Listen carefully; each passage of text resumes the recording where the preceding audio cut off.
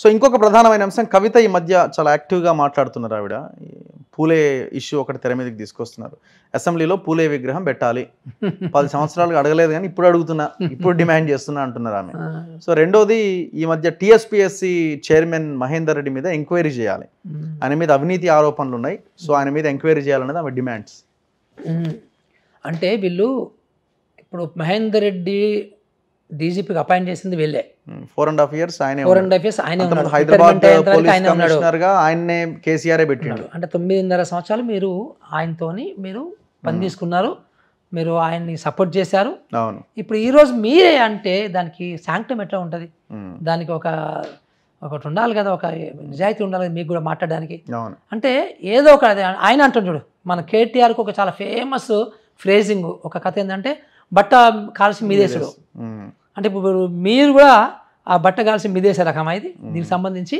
ఇప్పుడు నేను ఆయన దాని గురించి మనం కామెంట్ చేయద్దు ఇప్పుడు, ఎందుకంటే ఇప్పుడు నిష్ణాతకంగా ఒక చాలా కమిట్మెంట్తోని ఇప్పుడు మనకి ఆ 2 లక్షల రిక్రూట్మెంట్స్ చేయాల్సిన అవసరం ఉంటుంది. సో పబ్లిక్ సర్వీస్ కమిషన్ డెఫినెట్గా ఆ భయంతో, పాత భయాలతో చాలా ఒళ్ళు దగ్గర పెట్టుకొని అందరు కలిసి పనిచేస్తారు, చేస్తారు కూడా, చేయాల్సి వస్తుంది, చేస్తారు కూడా. ఎందుకంటే ఈసారి అటు ఇటు అయితే ఇంకా చంపుతారు. ఎగ్జాక్ట్లీ నేను అంతా అనుకున్నా కానీ నువ్వు రాళ్ళు కొట్టి చంపుతారు, రాళ్ళతో కొట్టి చంపుతారు కదా. సో అందుకనే ఈసారి జరగకపోవచ్చు అట్లా ఏం కూడా. కానీ బట్ వీళ్ళు ఈ బట్టగాల్సి మీదేసే రకంగా సో వాళ్ళ మనిషినే అంటున్నారు అది. సో ఇప్పుడు ఈజ్ నౌ చైర్మన్, అంతే అయిపోయింది, అపాయింట్మెంట్ అయింది కాబట్టి I think we should not comment. పిల్లల్ని అనవసరంగా మనం పక్కదో పట్టేయద్దు. సో డెఫినెట్ కానీ బట్ మనం అందరం చూడాలి ఏమవుతుందండి, అది మాత్రం ఇంపార్టెంట్. సో ఈ పూలే విగ్రహం మీద ఏం చెప్తారు? పూలే అది పెద్ద జోక్ అండి. కవితకు పూలే మీద కానీ అంబేద్కర్ మీద కానీ ఒక్క మాట అనడానికి కూడా, అసలు ఆ పేరు తీయడానికి కూడా అర్హత లేదు ఆమెకి. ఎందుకంటే కవిత చాలా మోస్ట్ కరప్ట్ పర్సన్ అండి, నాకు తెలిసి మాత్రమే.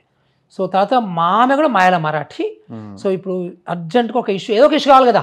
అంతకుముందు బతుకమ్మ ఇష్యూతోని సో తెలంగాణలో బాగా డబ్బు సంపాదించుకుంది, బతుకమ్మను ముందు పెట్టి మొత్తం సినిమా ఇండస్ట్రీతో ఆడుకుంది, సింగరేన్తో, తర్వాత సింగరేన్తో ఆడుకుంది. కానీ ఇప్పుడు ఈ దందాలు చేసిన వాళ్ళు పూలే విగ్రహం గురించి జో కదా.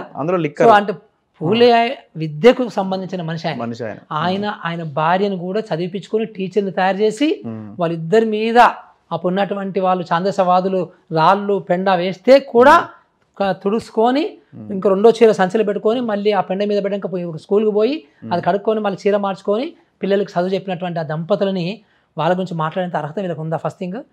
9.5 సంవత్సరాలు మళ్ళీ ఈయన భాషనే మాట్లాడదాం. గుర్రం పళ్ళు తోమినరా మీరు, గాడిదలు కాసినరా మీరు, అప్పుడు ఎందుకు పెట్టలేదు మీరు? పూలే విగ్రహం పెట్టడం పెద్ద విషయం కాదు, పెడితే పెద్ద విషయం కానే కదా అది. కానీ దాని మీద నువ్వు ఒక యాజిటేషన్ తీయాలని, దాని మీద నువ్వు ఒక మూమెంట్ తీయాలని అనుకోవడం మూర్ఖత్వం. ఎందుకంటే మీకు ఈయనకేమో ఇప్పుడు నల్గొండ మీటింగ్ దొరికింది, ఈమెకేమో పూలే విగ్రహం దొరికింది. సో పూలే విగ్రహం దొరుకుతుంది మేనిఫెస్టో రాసిందా? పూలే విగ్రహం పెడితే మంచిదే, ఒక్క దగ్గర కాదు 100 చోట్ల పెట్టాలి, ప్రతి గ్రామం పెట్టాలి. So that should be the demand, ఒక విగ్రహం కాదు. ఆమె ఇంకా డిమాండ్ చేయడం కూడా శాతకాలే చూడలే. సో ఎట్లాంటి డిమాండ్ ఉండాలి? ప్రతి మండల హెడ్ క్వార్టర్స్ పెట్టమని చెప్పి డిమాండ్ ఉండాలి. 600 మండలాల్లో 600 విగ్రహాలు పెట్టాలి. అట్లాగే 13 యూనివర్సిటీలలో 13 విగ్రహాలు పెట్టాలి. సో అట్లాగే 140 కార్పొరేషన్స్ మున్సిపాలిటీస్లలో పెట్టాలి. ఇట్లాంటి చేయాలి కానీ, డిమాండ్ చేయాలి కానీ ఒక్క విగ్రహం గురించి డిమాండ్ చేసుకుంటూ ఏదో బీసీల ఓట్లు కొడదామని లెక్క ఆమెకి. జ్యోతిరావు పూలే అనే గొప్ప వ్యక్తి, మహాత్మా. ఆయన నిజంగా బీజేపీ వాళ్ళకి సిగ్గుంటే భారతరత్న వాళ్ళకి ఇవ్వాలి యాక్చువల్గా. పోస్తుమస్ అంబేద్కర్ గారికి ఎట్లా చనిపోయినాక ఇచ్చారో సో వీళ్ళకి కూడా ఇవ్వాల్సినటువంటి అవసరం ఎక్కువ ఉంటుంది. వాళ్ళు రియమైనటువంటి రత్నాలు, గ్రేట్ పీపుల్ వాళ్ళు. సో దానికి సంబంధించి రాజకీయం చేస్తుంది ఈమెకి రాజకీయం మాట్లాడడానికి కూడా అని పేరు ఎత్తడానికి కూడా అర్థం లేదు.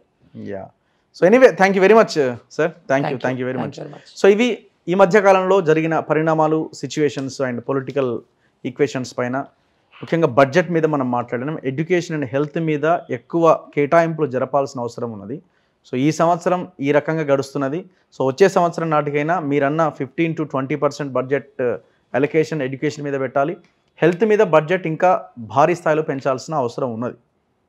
చూస్తూనే ఉండండి మన తొలి వెలుగు.